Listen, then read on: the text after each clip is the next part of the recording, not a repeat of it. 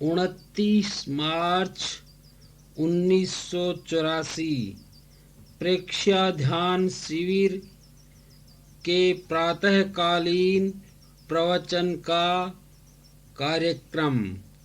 प्रवचनकर्ता युवाचार्य श्री महाप्रज्ञ। स्थान सुधर्मा सभा, जैन विश्व भारती, लाडनू। आज का विषय है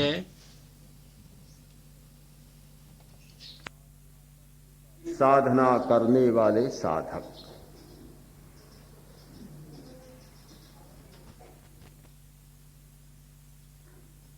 एक प्रश्न सामने आया। मक्खनलाल जी सिंघी ने प्रश्न रखा कि ये पाप की चादर को साफ कैसे करें। कोई पुण्य का प्रश्न पूछता है, कोई पाप का प्रश्न पूछता है। और आखिर फर्क क्या है? इधर से पकड़ो, इधर से पकड़ो।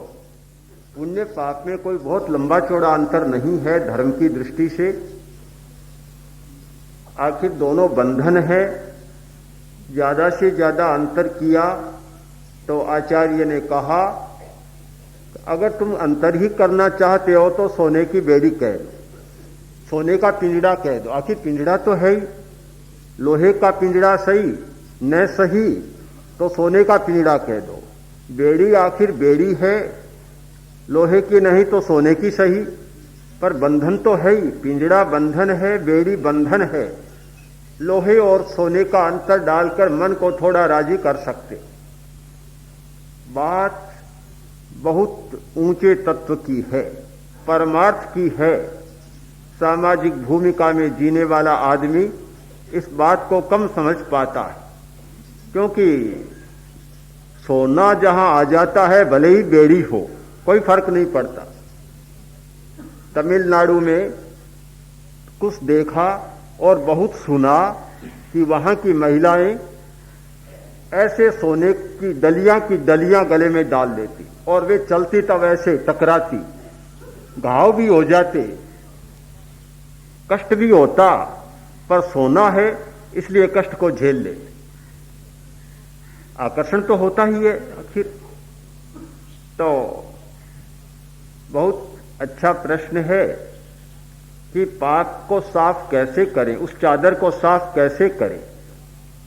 कबीर ने कहा ज्यों की त्यों धर दीन चदरिया, कि चदर को जैसे ओढ़ा वैसे ही रख दो, अतीत की चदर साफ हो जाएगी। अतीत को वर्तमान के संदर्भ में समझना होता है। अतीत में जो किया जा चुका, जो हम कर चुके, वह तो हो चुका।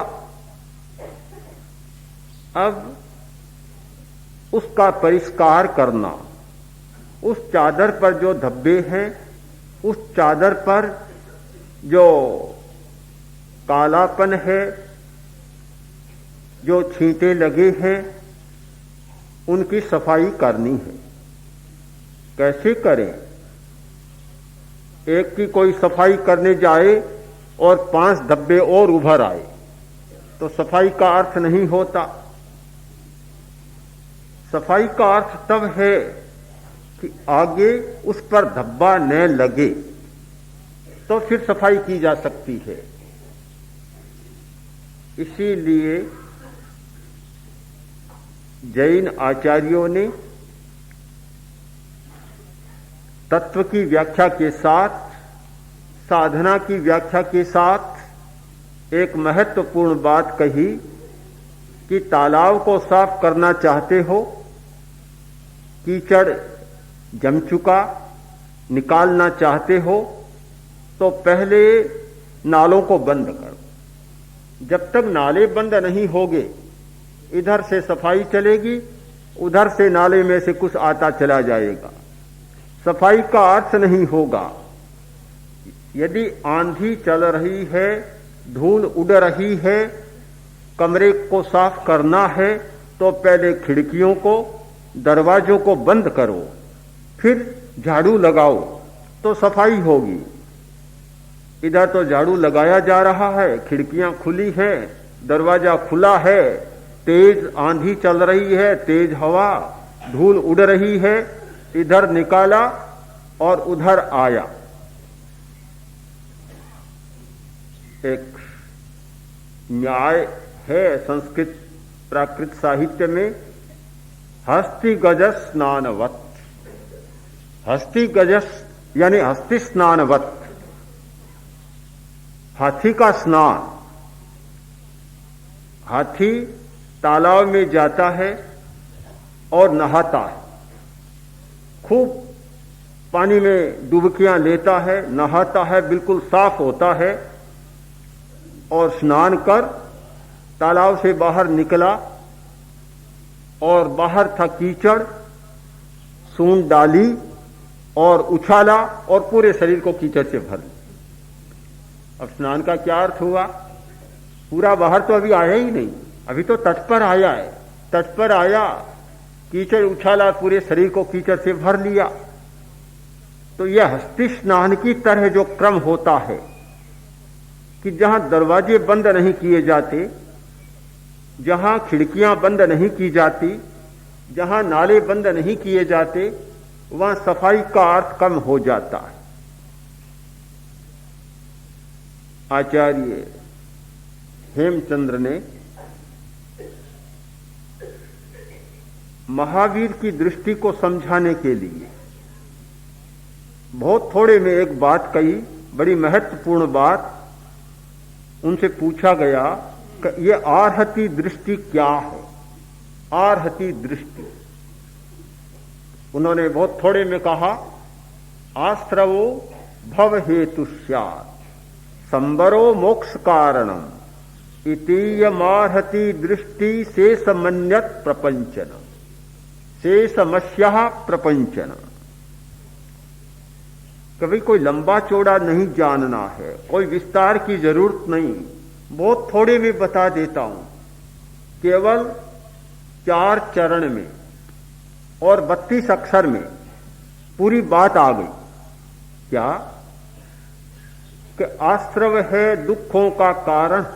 संसार में जितने दुख, जितने कष्ट, जितने बंधन, जितने पाप, जितनी उलझने और जितनी बुराइयां, उन सब का कारण है आश्रव, यानी दरवाजों को खुला रखना। और संबरो मोक्ष कारणम, सारी समस्याओं से छुटकारा पाने का साधन है संबर, दरवाजों को बंद कर देना, खिड़कियों को बंद कर देना, नालों को बंद कर देना। सारी समस्याएं, सारे दुख समाप्त हो जाते। बस यह है आर्हति दृष्टि। वेदांत में भी कहा गया कि अविद्या भव हेतु स्यात्, कि संसार का हेतु क्या है? अविद्या, और मोक्ष का हेतु विद्या। अविद्या और विद्या, आश्रव संबर कहें, अविद्या विद्या कहें, दोनों में काफी तुलना हो जाती। पर प्रश्न यह है कि खिड़कियों को बंद करें कैसे? भीतर में तो इतना चपल बंदर बैठा है कि भीतें लांग कर आ जाता है, भीतों को लांग देता है। होटल के मालिक ने पूछा कि कहो कैसे रहा, दिन कैसे बीता, रात कैसे बीती? उसने कहा और तो सब ठीक ठाक है, पर ये बंदर बड़े परेशान करते। उसने कहा ये तो हो नहीं सकता, दरवाजे के बाहर संतरी बैठा है, पहरेदार बैठा है और मैनेजर फिर भीतर बैठा है, उसकी स्वीकृति के बिना तो कोई भीतर आ ही नहीं सकता। अब इतना मूर्ख समझ नहीं पाया कि आदमी तो नहीं आ सकता, पर बंदर तो ऊपर से ही आ सकता है। बंदर के लिए भी मैनेजर है क्या? बंदर के लिए भी संतरी है क्या? यह हमारा मन का बंदर इतना तेज है, इतना चपल है कि खिड़कियों को बंद कर दे हैं तो भीतें लांग कर कहीं कहीं से आ धमकता। यह मन की चंचलता, चित्त की चेतना की अस्थिरता और यह वृत्तियां, यह लोभ सारी खिड़कियों को बंद होने ही नहीं देते। प्रश्न है पाप को साफ करें कैसे? इसका कारण भी है। आज के वैज्ञानिक हमारी बहुत सारी वृत्तियों का कारण बतलाते हैं ग्रंथियों के स्राव। यह बात कोई नई नहीं है, पुरानी बात है। ऐसा नहीं है कि पुराने लोग इस सच्चाई से परिचित नहीं थे। आयुर्वेद के आचार्यों ने भी हमारे शरीरगत स्रावों के आधार पर होने वाले भावों का बहुत लंबा अच्छा विश्लेषण किया है, अच्छा विश्लेषण किया है। और ज्योतिष के आचार्यों ने भी किया है। ज्योतिष के आचार्यों ने इस आधार पर किया कि जन्म कुंडली में कौन सा ग्रह किस स्थान में है और कौन सा ग्रह किस प्रकार की वृत्ति का, स्वभाव का निर्माण करता है, किस प्रकार के चरित्र का निर्माण करता है। पूरा लंबा चौड़ा विवरण है। अभी अभी कुछ महीनों पहले मैंने पढ़ा और फिर एक ज्योतिषी से बातचीत की कि राशियों के आधार पर, ग्रहों के आधार पर, नक्षत्रों के आधार पर किस प्रकार स्वभाव का वर्णन किया जाता है। तो उस ज्योतिषी ने कहा कि यह तो हमारे ज्योतिष में बहुत है, आजकल हम लोगों ने इसको गौण कर दिया। पर प्राचीन ग्रंथों को देखने से पता चलता है कि यहाँ के ज्योतिर्विदों को, ज्योतिषाचार्यों को और आयुर्वेद के आचार्यों को इन सारी सच्चाइयों का पता था कि बाहर के प्रभाव किस प्रकार हमारे स्वभाव, आचरण को प्रभावित करते। तो आयुर्वेद के आचार्यों ने कहा पित्तोदया चंचलत्व, मन की चंचलता क्यों होती है? समझ लो कि पित्त ज्यादा है। जिसके पित्त ज्यादा कुपित होगा मन उतना ही चंचल होगा, और पित्त जब दूषित हो जाता है मन इतना विक्षिप्त हो जाता है कहीं टिक ही नहीं पाता, भटकता रहता है, निरंतर चक्कर लगाता है, इतनी परिक्रमाएं करता है कि यहां बैठा बैठा न जाने कहां से कहां चला जाता है। मन भी तेज हो जाता है, श्वास की गति भी तेज हो जाती है। मन कितना तेज होता है, मन की गति कितनी चंचल होती है, यह तो कल्पना नहीं की जा सकती। एक मिनट में मन कितने चक्कर लगा लेता है शायद कहा नहीं जा सकता। हर सेकंड में एक क्या अनेक चक्कर लगा लेता हो, तो 60 सेकंड में कम से कम सैकड़ों चक्कर तो मन लगा ही सकता है। भला श्वास भी गति इतनी तेज कर लेता है। रात ही एक बात सामने आई, एक भाई 1 मिनट में 37 श्वास लेता है। मैं तो सुन नहीं सका, कल्पना नहीं कर सका, एक तरह से अवाक रह गया, यह कैसे संभव है? सामान्यतः 1 मिनट में श्वास की गति होती है 15, 16, 17 बस, और ज्यादा ही ज्यादा कोई कठिनाई में है तो 20 हो जाती है। किंतु 1 मिनट में 37 श्वास लेना ये तो बिल्कुल अस्वाभाविकता, बिल्कुल एबनॉर्मेलिटी है। कैसे हो सकता है? पर होता है। आवेश काल में तो श्वास की संख्या बढ़ जाती है। आवेश काल में तो 30, 40, 50, 60 तक चली जाती है। पर सामान्य जीवन में जो आदमी 1 मिनट में 37, 35, 30 से ज्यादा श्वास लेता है, इसका मतलब कि उसका जीना तो बड़ा दूभर बन जाता है। पर जब शरीर के भीतर के दोष और मानसिक दोष प्रबल होते हैं तो श्वास की गति भी बढ़ जाती है, चंचलता भी बढ़ जाती है और बहुत कुछ बढ़ जाता है। पित्तोदया चंचलत्वम, पित्त का प्रकोप होता है, मन की चंचलता बढ़ जाती है।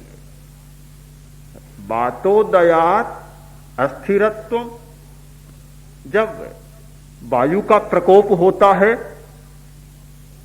अस्थिरता हो जाती है, कहीं स्थिर नहीं हो पाता, निर्णय नहीं कर पाता, निश्चय नहीं कर पाता। एक मिनट में अभी कुछ सोचा, दूसरे मिनट में बदल गया, तीसरे मिनट में और बदल गया। ऐसा लगता है कि शायद ये जो बड़े बड़े राजनेता होते हैं उनके वायु का प्रकोप तो जरूर होता है। सुबह कुछ बात करते हैं, दोपहर में कुछ कह देते हैं, शाम को कुछ कह देते हैं, सोते समय कुछ कहते हैं तो जागते जागते कुछ और ही बात कहते हैं। शायद वायु का प्रकोप ज्यादा हो जाता होगा। और कफोदया प्रलोभस्या, कफ का प्रकोप होता है तो लोभ की वृत्ति बहुत बढ़ जाती है। बात ठीक है, जैसे जैसे आदमी बूढ़ा होता है, बूढ़ापे में कफ भी बढ़ता चला जाता है, और जैसे जैसे कफ बढ़ता है वैसे वैसे लोभ भी बढ़ता चला जाता है। जवान आदमी उतना लोभी नहीं होगा जितना लोभी बूढ़ा आदमी हो। बूढ़ा तो ये देखता है कहीं कोई छूट न जाए, कहीं कोई रह न जाए, कहीं बिना किए मर न जाऊं, बस इतना लोभ जागता चला जाता है। ऐसे लोग बहुत कम होते हैं कि बूढ़ापे में यह कहे कि बस कोई बात मन में नहीं रही। आचार्य भिक्षु ने अपने अंतिम समय में मृत्यु से कुछ क्षण पूर्व या कुछ घंटा पूर्व कहा कि मैं जा रहा हूं, मेरे मन में कोई बात नहीं, कुछ भी बाकी नहीं रहा। रावण ने मरते समय कहा मेरे मन में ये 3 बातें रह गई। न जाने कितने लोगों ने, कितने रावणों ने कहा होगा कि मेरे मन में सारी बातें रह गई। आचार्य भिक्षु ने कहा, जयाचार्य ने लिखा है, उणायत कोई रही नहीं।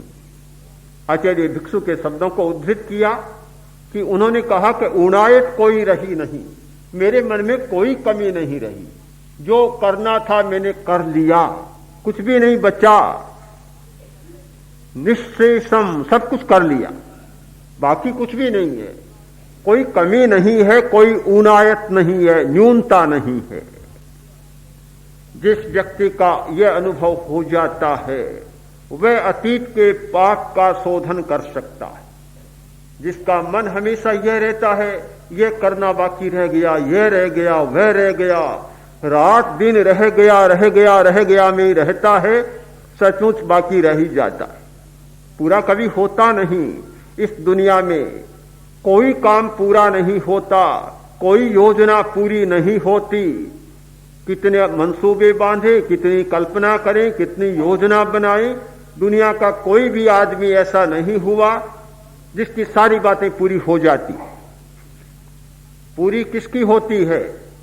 उस आदमी की बात पूरी हो जाती है जो ये सोचता है अभी मुझे ये करना है, बैठा करने लगा, उठा तब सोचा काम हो गया, बस समाप्त। जो आदमी रोज कार्य का आरंभ करता है और रोज उसे संपन्न कर देता है, समाप्त कर देता है, सोने से पहले समाप्त कर देता है, सिर पर यह भार नहीं ढोता कि कल यह करना, कल वह करना, वह आदमी सचमुच काम अपना पूरा कर लेता है, उसका काम पूरा हो गया। जो यह भार लेकर ही सोता है कि कल ये सारा करना, एक सूची बना लेता है, चाहे लिख नहीं लेता किंतु दिमाग में पूरी तालिका बना लेता है, भार ढोता है, दुख पाता है, बेचैन रहता है, तनाव पैदा करता है और पूरा कभी होता नहीं, यानी पूरा करने की शक्ति और खर्च हो जाती है। अतीत में किए पापों की चादर को साफ करना, उसका सबसे अच्छा तरीका है वर्तमान में जीना। जो आदमी वर्तमान में जीना जानता है, वर्तमान में जीता है, न ज्यादा अतीत का भार ढोता और न ज्यादा भविष्य का भार ढोता, वह आदमी अतीत की धुलाई कर सकता है। अतीत में जो गठरी बांधी हुई है उस बोझ से हल्का हो सकता है। जो और नई नई गठरियां बांधता रहता है, भार से लदता रहता है, कैसे सफाई करेगा? तरीका बहुत छोटा सा है कि वर्तमान में जीना, यानी मन की चंचलता को कम करना, अस्थिरता को कम करना और लोभ को कम करना। बात बहुत सीधी सी है, पर बात बहुत टेढ़ी है। बहुत सीधी बात बहुत टेढ़ी होती है और जो बात बहुत टेढ़ी लगती है बहुत सीधी बन जाती है। टेढ़ी इसलिए कि एक तो हम अपने शारीरिक दोषों के प्रति भी जागरूक नहीं। सही बात, आयुर्वेद का सिद्धांत है कि वात पित्त और कफ का साम्य होना चाहिए। आयुर्वेद ने स्वास्थ्य की परिभाषा की कि स्वास्थ्य का मतलब कि दोष साम्यम स्वास्थ्यम, दोषों की समता का नाम है स्वास्थ्य, और दोष वैषम्यम रोग है, दोष की विषमता का नाम है रोग। दोषों के प्रति कौन जागरूक है कि भी वायु बढ़ रही है, कफ बढ़ रहा है, पित्त बढ़ रहा है? हमारी जागरूकता ही नहीं। और अगर जागरूकता होती तो हमारा भोजन बदल जाता।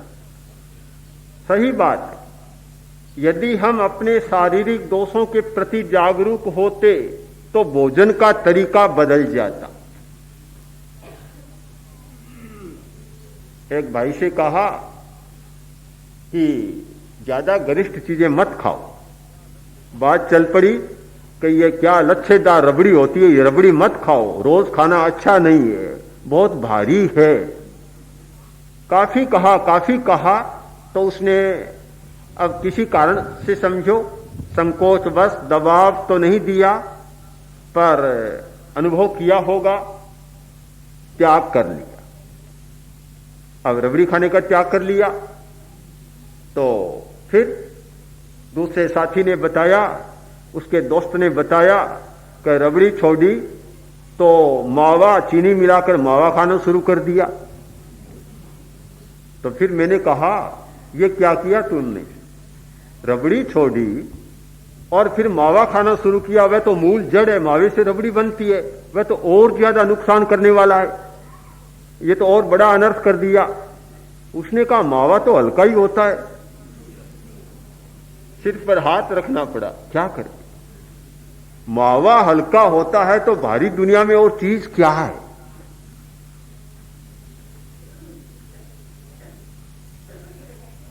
हमारा अपने प्रति, अपने दोषों के प्रति और अपने शारीरिक दोषों से होने वाले विकारों के प्रति कोई जागरूकता का भाव ही नहीं है। हम जानते ही नहीं कि क्या परिणाम होता है, खाने का क्या असर होता है, शरीर पर क्या होता है, मन पर क्या होता है और भावों पर क्या होता है। फिर यह वर्तमान में जीने की बात कैसे आई? वर्तमान में वह व्यक्ति जी सकता है जो अपने दोषों के प्रति जागरूक होता है, अपने गुणों के प्रति भी जागरूक होता है और अपने दोषों के प्रति भी जागरूक होता है, जो वर्तमान की दृष्टि से देखता है, दूसरी कल्पना कम करता है। यह जागरूकता कैसे बढ़े, कैसे आए? एक बड़ी बाधा है और वह बाधा है मूर्छा। मूर्छा, कर्मशास्त्र की भाषा में मूर्छा और गीता की भाषा में आसक्ति। बहुत बड़ी बाधा है जागरूकता आने में। मूर्छा, तो मूर्छा क्यों रहती है? उसका एक कारण, एक शरीर शास्त्रीय कारण है। उपाध्याय मेघ विजय ने बताया, बहुत सुंदर कारण है और मेरे मन को तो वह बहुत भाया। और वर्तमान के मेडिकल साइंस की दृष्टि से और ग्रंथियों के स्राव की दृष्टि से वह बहुत महत्वपूर्ण है। हमारी ग्रंथियों के सारे स्राव ये सीधे रक्त में मिलते हैं। ये ग्रंथियां डक्टलेस कहलाती हैं। उनके मुंह नहीं होता, उनका स्राव मुंह से नहीं निकलता, डक्टलेस हैं। सीधा उनका स्राव रक्त के साथ मिलता है।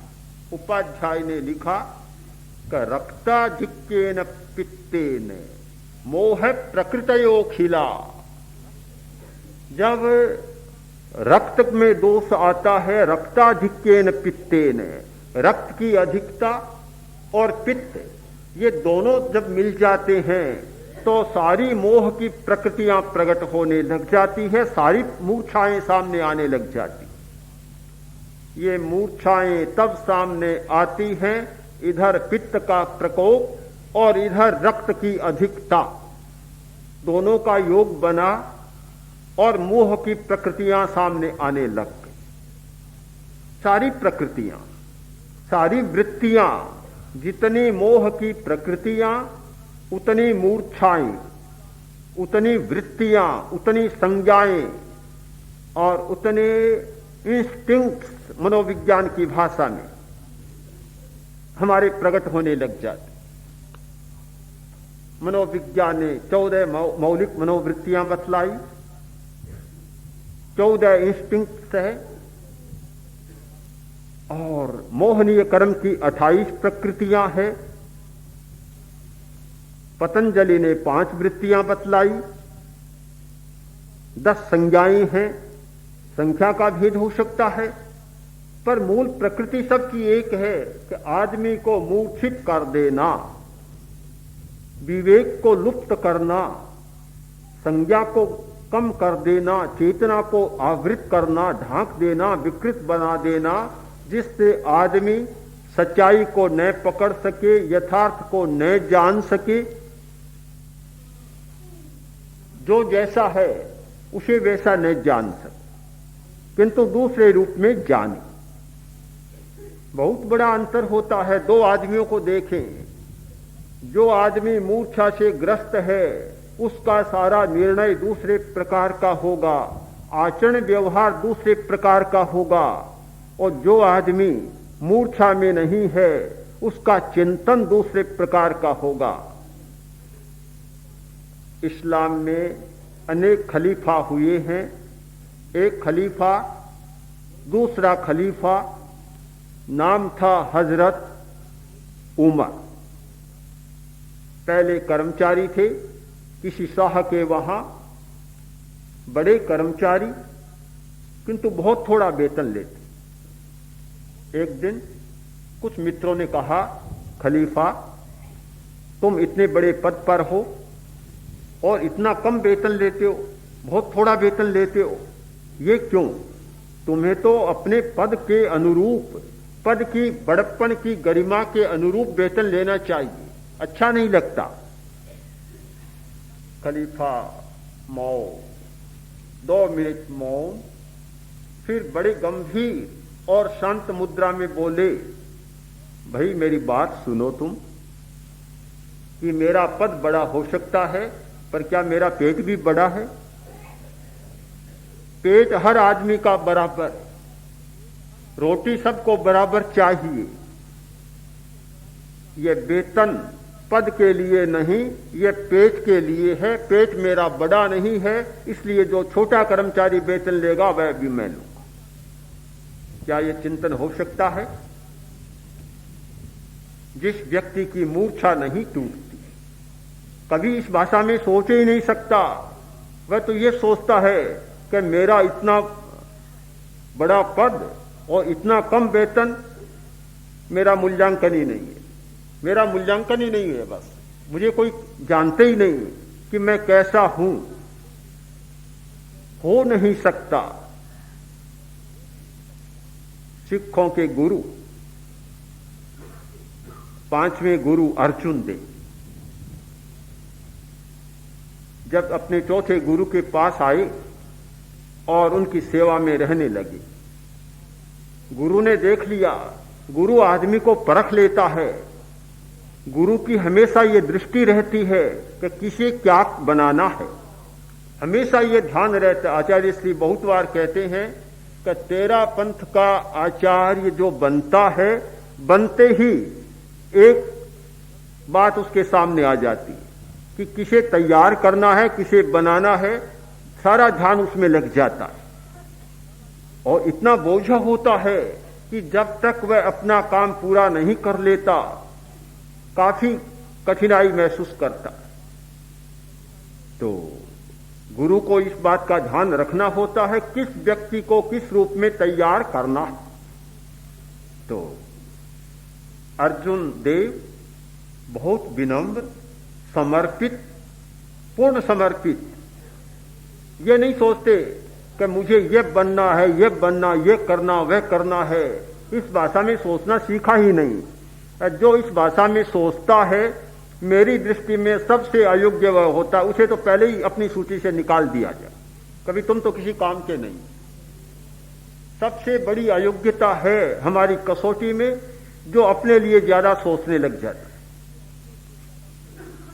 तो अब जो गुरु थे और शिष्यों से तो बड़े बड़े काम करवाते, अर्जुन देव से थालियां मंजवाते, झाड़ू लगवाते, जितना छोटा काम था छोटे से छोटे काम करवाते।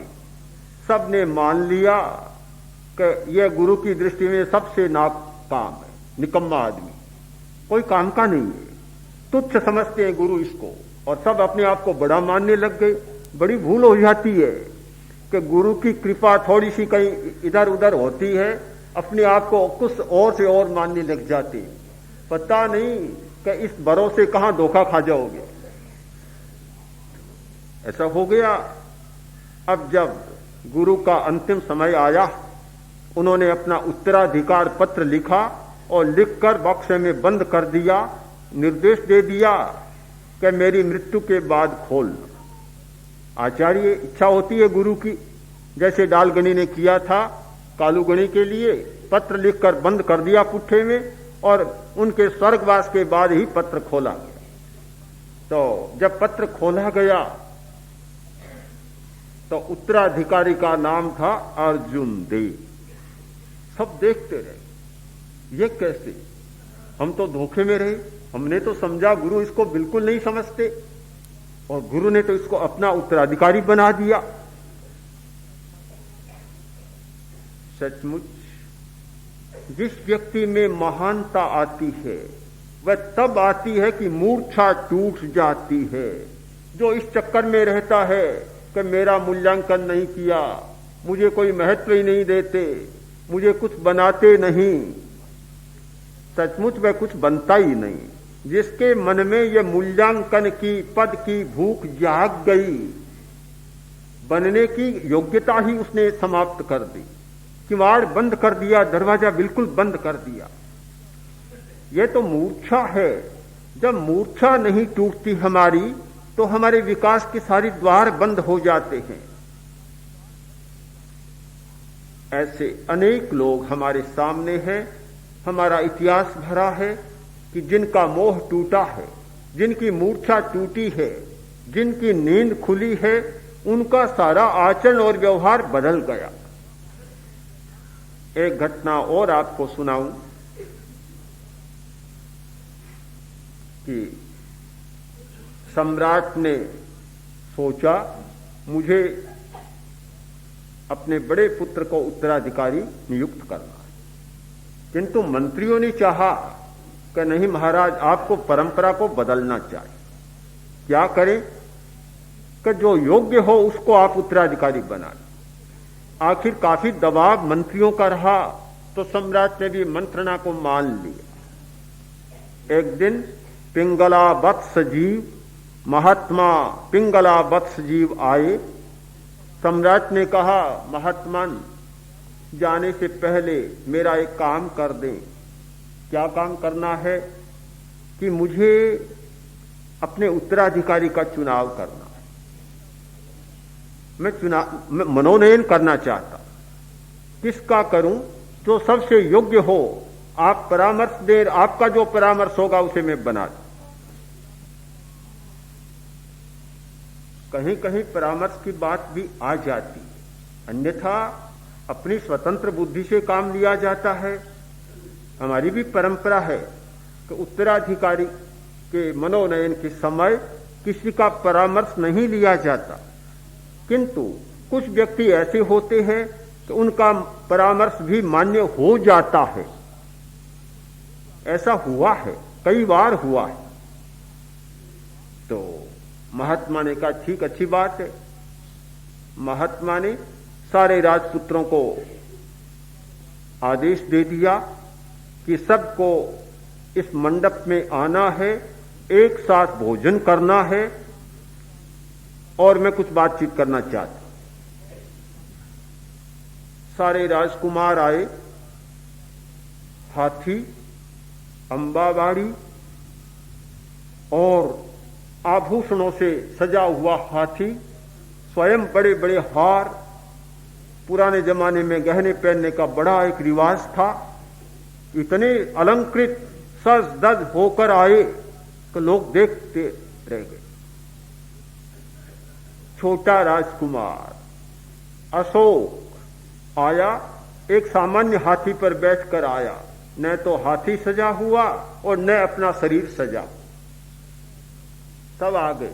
भोजन का मंडप, सबको भोजन करना एक साथ। अपने अपने थाल हैं, पर एक पंक्ति में बैठकर भोजन करना। सब ने अपने लिए सोने के थाल मंगवाए। सोने के थाल में भोजन किया। अशोक ने कहा मेरे लिए मिट्टी के बर्तन लाओ। मिट्टी के बर्तन मंगवाए और मिट्टी के पात्रों में भोजन किया। महात्मा हर बात को देख रहा है, बड़े गौर के साथ देख रहा है कि कौन कैसा व्यवहार कर रहा है। दो घटनाएं तो सामने आ गई, एक तो अलंकरण की और दूसरे में सोने के थालों की और मिट्टी के बर्तनों। भोजन कर लिया। भोजन करने के बाद महात्मा ने एक एक से बातचीत की कि बोलो कहां तक पढ़े हो, क्या पढ़े हो, क्या शिक्षा पाई है और तुम क्या सोचते हो, तुम्हारे जीवन के सामने लक्ष्य क्या, उद्देश्य क्या और उसकी पूर्ति के साधन क्या है, कैसे राज्य का संचालन करो, क्या काम करना चाहते हो जीवन में। सारी बातचीत सामने आई। बड़ी बड़ी बातें आई, लंबी चौड़ी बातें आई कि राजनीति पढ़ा हूं, यह पढ़ा हूं, वह पढ़ा हूं और यह करूंगा, वह करूंगा। लंबी चौड़ी कल्पनाएं, लंबी चौड़ी योजनाएं सामने आई। महात्मा को जचा नहीं कुछ। जब सम्राट अशोक का अवसर आया, पूछा अशोक क्या पढ़े हो, क्या पढ़े हो। बोला गुरुदेव वैसे तो कुछ पढ़ा हूं पर कोई बहुत सार की बात नहीं। क्या सोचते हो अपने बारे में, तुम्हारा चिंतन क्या है, क्या करना चाहते हो। तो गुरुदेव और कोई कुछ नहीं करना चाहता। मैंने अपने सामने 3 सूत्र जीवन के बनाए हैं। पहला यह कि बड़ों का आदर करना, दूसरा जो कष्ट में लोग हैं, दुखी हैं, उनके दुख को दूर करना, और तीसरी बात कि सब संप्रदायों और धर्मों में परस्पर मेल जोल स्थापित करना, समन्वय और मैत्री भाव स्थापित करना। ये 3 मेरे मन के विचार हैं, ये 3 काम करना चाहता हूं। परीक्षा संपन्न हो गई। महात्मा पिंगला वत्स जीव के पास सम्राट आए, बोले गुरुदेव अब परामर्श दे। कहा कि ये तुम्हारा छोटा लड़का है, ये मुझे सबसे योग्य लगता।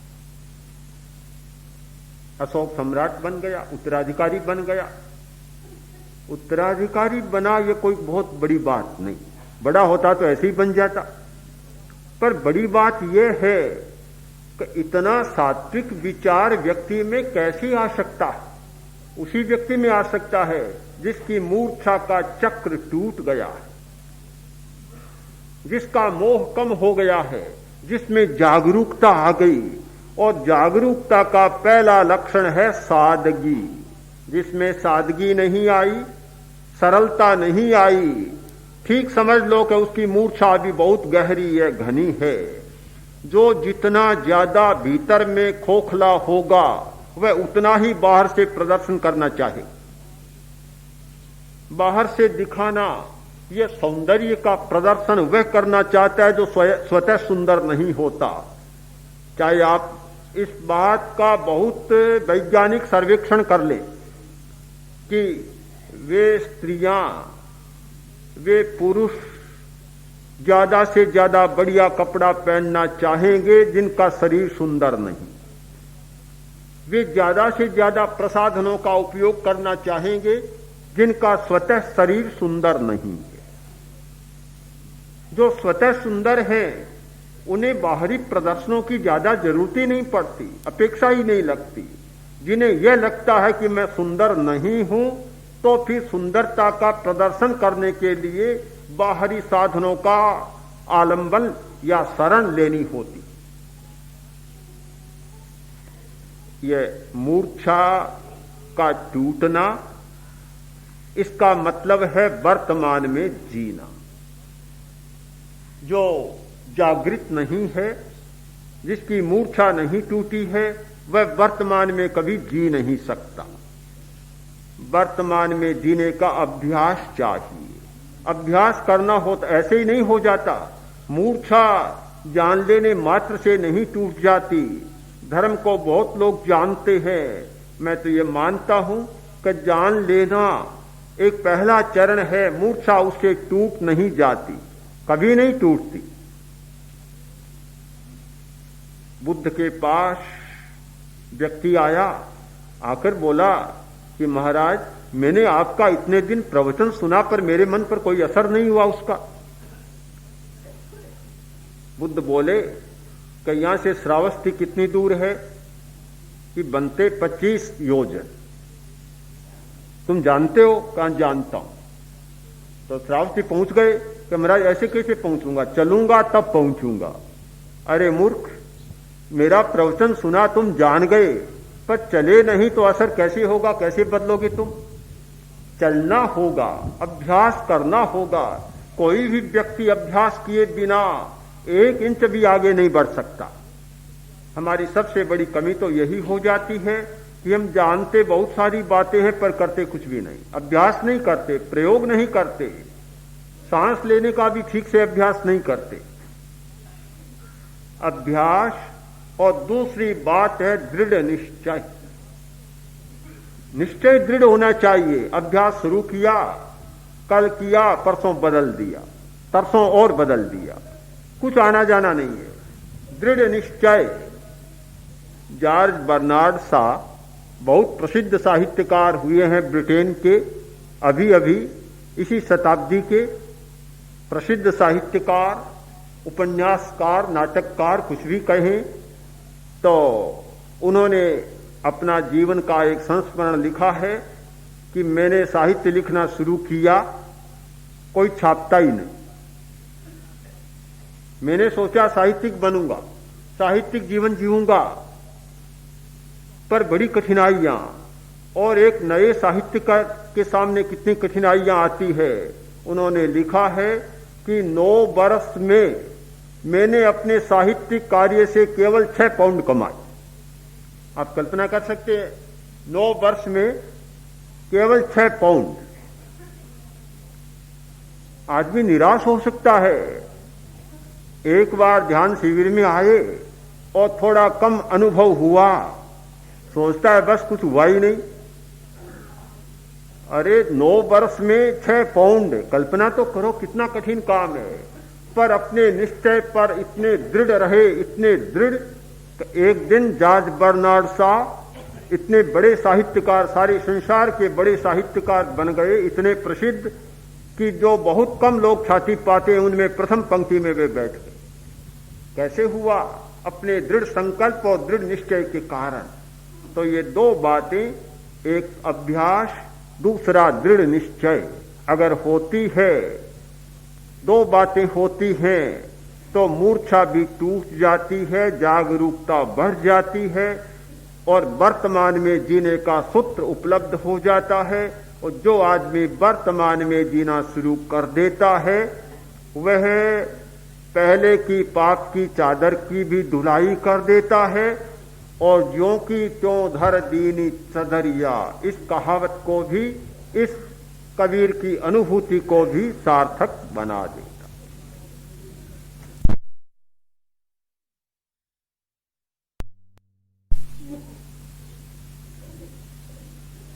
एक आदमी किसी स्त्री को छूता है, हाथ पकड़ता है, पकड़ते ही मन में एक दूसरे प्रकार की भावना आ जाती। अब एक डॉक्टर किसी स्त्री के हाथ को देखता है, वैद्य देखता है, नाड़ी देखता है, उसके मन में दूसरी भावना नहीं आती, उसका ध्यान दूसरी तरफ रहता है। ये क्यों होता है? कि धारणा का परिवर्तन हो जाता है, धारणा बदल जाती। जहां धारणा बदली और वहां से वृत्ति का प्रतिसंहरण हो जाता। तो ऐसे उपाय खोजे जा सकते हैं, खोजे गए हैं कि ठीक वह काम हो रहा है और वृत्ति उसमें वह नहीं, बिल्कुल नहीं है।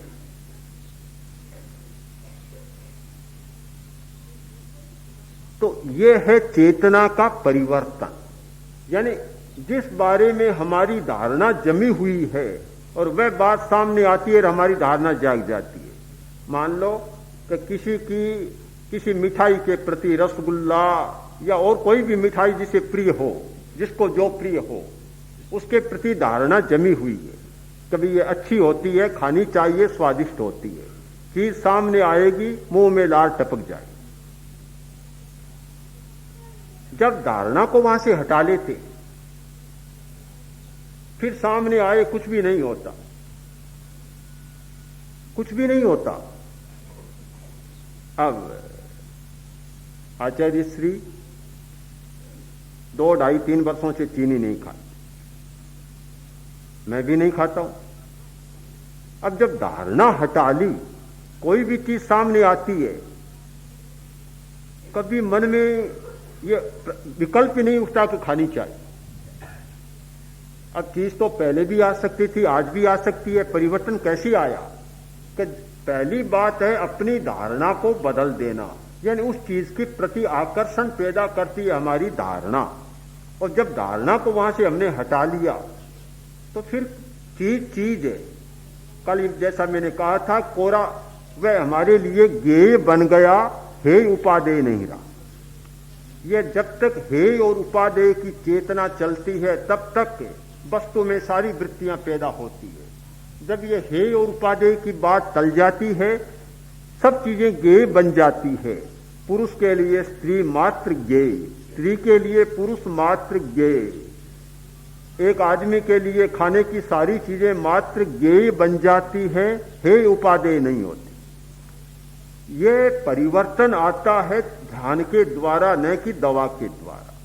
तो इस मौलिक अंतर को पकड़े कि दवाइयां, इंजेक्शन, मूर्छा लाने वाले जितने सामक दवाइयों के प्रयोग, ये चेतना को नहीं बदलते और ध्यान हमारी चेतना को बदल देता है। चेतना हमारी स्वतंत्र है और वे हमें परतंत्र बनाने वाले।